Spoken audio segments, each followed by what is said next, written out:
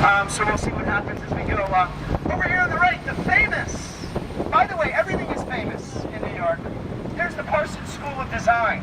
Any of you watch that show, Project Runway? That school was featured in that show. And take a look up here on the left. You see the button? It's got the needle going through it. This is an information kiosk. If you're here, you want to find out about fashion shows or sample sales. If you're looking for a particular type of material, you can stop by there.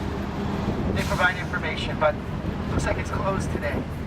You guys, some of you asked about the Empire State Building. The Empire State Building is open. So something you might want to do, it's a nice day to go up to the observation deck. Try to go up there when it's a clear blue sky. If you're going up during the day, and they are open today, so we will stop there. This is the fashion district, or the garment district.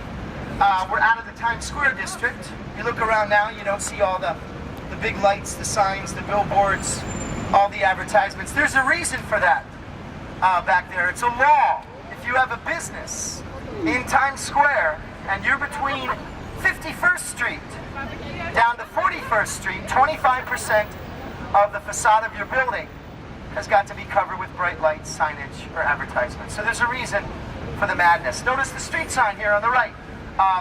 Fashion Avenue. Down on the sidewalk to the left, you see the bronze medallions. They're embedded all along the sidewalk. This is the Fashion Avenue Walk of Fame. Listed on the medallions are the names of some of the top designers that have worked here over the years. People like Oscar de la Renta, Calvin Klein, Halston, Bill Blass, and Vera Wang. The reason why this is called the Fashion District, or the Garment District, is because at one time, 65% of the clothing designed and manufactured in the U.S. was all done right in this area.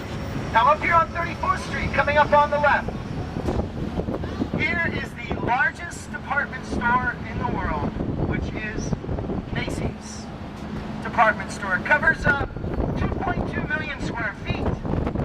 It has 11 shopping floors. And by the way, folks, if you plan on doing any shopping at some of the big department stores here in the city, Macy's, Bloomingdale's, Saks, Lord & Taylor, all of those stores have a visitor center. If you want to save some money before you shop, you stop off at the visitor center first. In the store, you show out-of-town ID, a credit card, they give you a tax off. I think it's a 10% discount card, to shop with. And at Bloomingdale's, if you spend $300, that's very easy to do at Bloomingdale's. You go back to the visitor center, show your receipts, and they give you a gift. Isn't that nice? Macy's celebrated its 150th anniversary just a few years ago. The store was founded by R.H. Macy. He was a Nantucket whaling captain before he went into retail, and every year on his birthday, they have a big whale of a sail day at the store. Whoa, fasten your seatbelts. Macy's logo is a big red star. You'll see it on the signs, on the shopping bags.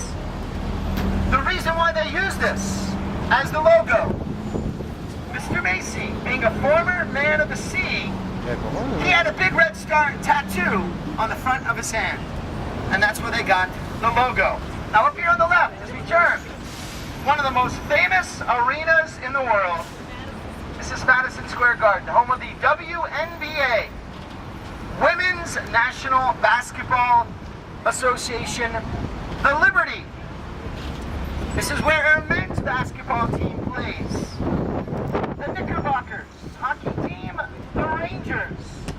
This is where they do the Westminster Kennel and Dog Show every year. The National Horse Show, the National Cat Show, and the National Pig Show. I'm just kidding, there is no National Pig Show. At least not here. Some incredible boxing matches have taken place here at the Garden. This is where Muhammad Ali lost the heavyweight championship after going 15 rounds with Joe Frazier.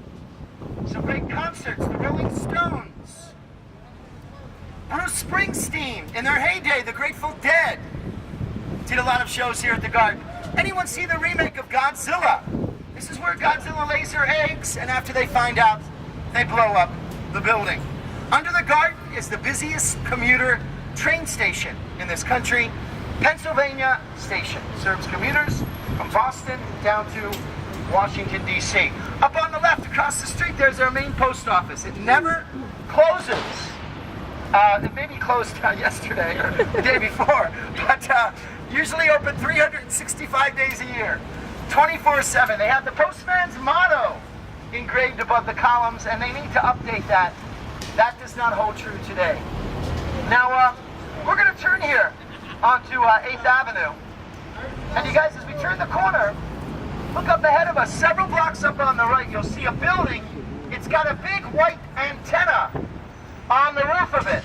That is the new headquarters of the newspaper, the New York Times. Now, you might have heard about this in the news. Since that building opened, 3 people have attempted to climb the outside of it.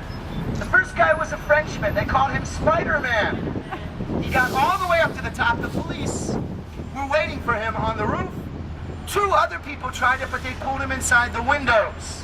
Now they've increased the security down below, removed the bottom part of the facade, so no more climbing the New York Times building.